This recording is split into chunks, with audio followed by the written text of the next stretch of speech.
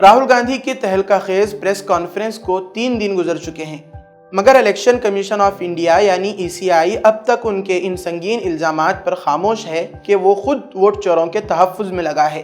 Commission نے اگرچہ ایک رسمی جواب تو ضرور دیا ہے، لیکن اس میں اصل سوال کو چھوا تک نہیں گیا۔ آخر وہ الند حلقے میں ووٹوں کی منظم تنسیق کے معاملے پر CID تحقیقات میں تعاون کیوں نہیں کر رہا؟ الند کے معاملے کو سب سے پہلے دی ہندو کی ایک تحقیقی رپورٹ نے اجاگر کیا۔ رپورٹ کے مطابق 2023 کی کرناٹک اسمبلی انتخابات سے قبل تقریباً 6000 ووٹروں کے نام فہرست سے کاٹنے کی ایک منظم کوشش کی گئی۔ شر پسند عناصر نے جعلی فارم 7 کے ذریعے جائز ووٹروں کو بے دخل کرنے کی سازش تیار کی۔ اگرچہ الیکشن کمیشن نے بروقت مداخلت کر کے اس کوشش کو ناکام بنا دیا اور ووٹوں کو بحال رکھا، لیکن اس انکشاف نے انتخابی شفافیت پر گہرے سوالات کھڑے کر دیے۔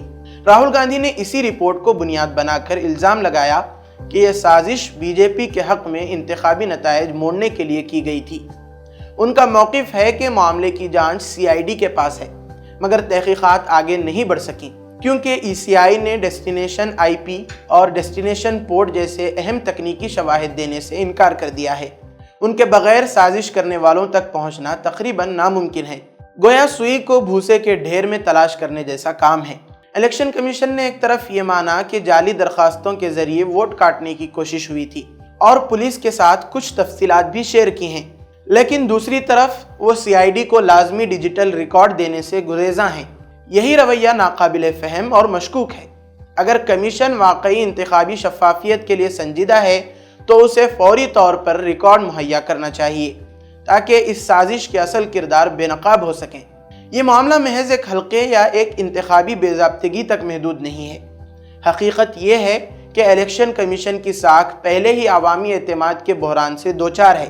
بہار میں انتخابی فہرست کی خصوصی نظر ثانی یعنی SIR کے طریقہ کار پر جو اعتراضات سامنے آئے، انہوں نے کمیشن کی غیر جانبداری پر مزید دھبا لگایا ہے۔ ایسے میں الند کیس پر خاموشی اور تعاون سے گریز شکوک و شبہات کو اور گہرا کرتا ہے۔ راہل گاندھی اور کانگریس کے الزامات محض سیاسی بیان بازی نہیں بلکہ ایک بنیادی سوال ہے۔ کیا ہندوستان میں ووٹ کا حق واقعی محفوظ ہے؟ یہ سوال کسی ایک جماعت یا فرد کا نہیں بلکہ پورے جمہوری ڈھانچے کے مستقبل سے جڑا ہے۔ اس وقت ضرورت ہے کہ سیاسی جماعتیں صرف الزامات دہرانے کے بجائے انتخابی اصلاحات اور ووٹر فہرست کے تحفظ کے لیے عوامی دباؤ پیدا کریں۔ انتخابی نظام کے اس نازک موڑ پر الیکشن کمیشن کا ہر قدم اعتماد بحالی یا اس کی مزید بربادی کا سبب بن سکتا ہے۔